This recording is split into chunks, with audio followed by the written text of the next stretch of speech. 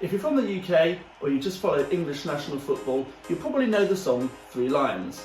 But why has it been such a massive, enduring success, still played at every international tournament, and yet to be usurped by anything bigger or better? Well, in this short video, I'm going to explore 3 reasons why I believe that's the case. Okay, so reason number 1 would be the descending bass line. Now, lots of songs use this feature, and it's sort of in the background of what you hear, but it's one of the main reasons why it drives along and has that irresistible quality. Listen to it.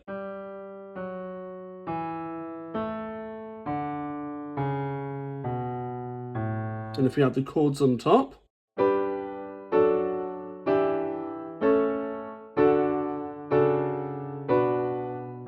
it repeats.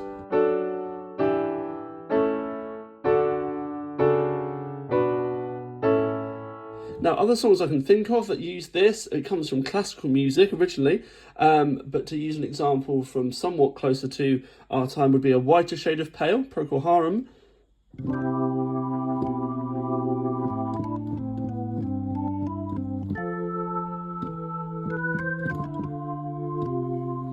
Something like that.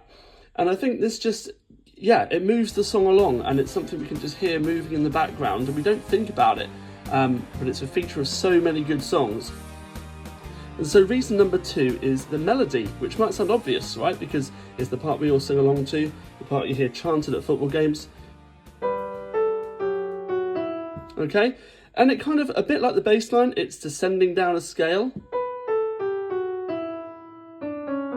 We can keep going down the D major scale here. Scalic melodies means the notes are all next door to each other, makes it very easy to sing and easy to remember. So that's part of what makes it catchy. But there's something else I want to pull out from it right here, which is this little funky clash between the note in the melody and the note in the bass. So just there. Now it quickly resolves to become the same note that's in the bass an octave lower, which is F sharp. But before that, you've got a G in the melody and you've got an F sharp in the bass line, which makes one of the biggest clashes in music. The closest interval we can get, which is a minor second, F sharp to G here, or a ninth if you factor in the octave in between, makes it really clashing, but it's momentary and it resolves. So it's almost like a really quick tension and release.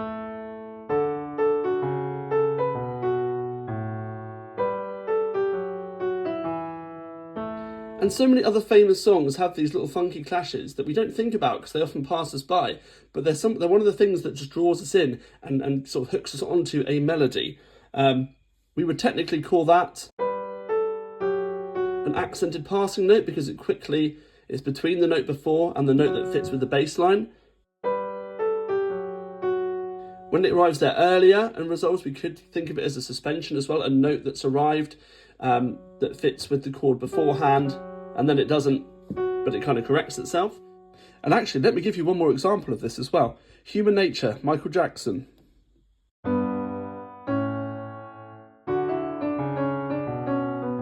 Not only is it descending, you've got the same clash and resolution on the way down in that chorus. And my third reason, well, this would be the rhythm, and in particular the swing or shuffle rhythm that we find. It's really a common feature of a lot of Britpop and indie music from the 90s.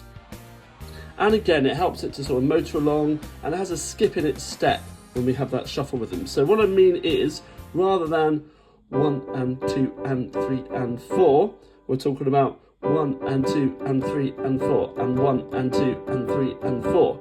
So it's having a triplet rhythm essentially, where you've got the crotchet and quaver out of a triplet rather than just a straight 2 quavers. To put it into context, let's look at the verse melody.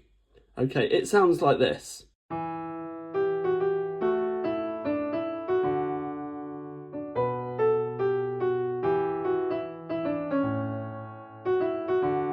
Now let's take the swing away from that.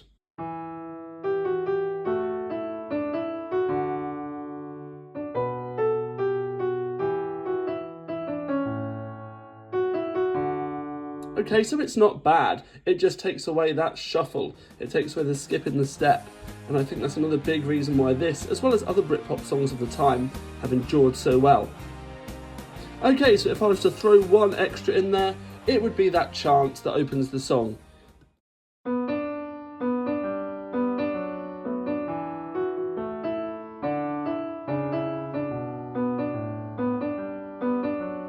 It's that repetition, right? It's the repetition of the two notes. Then moving up and sort of echoing it but higher up. And it's maybe that repeating figure with the changing chords underneath that makes it quite appealing.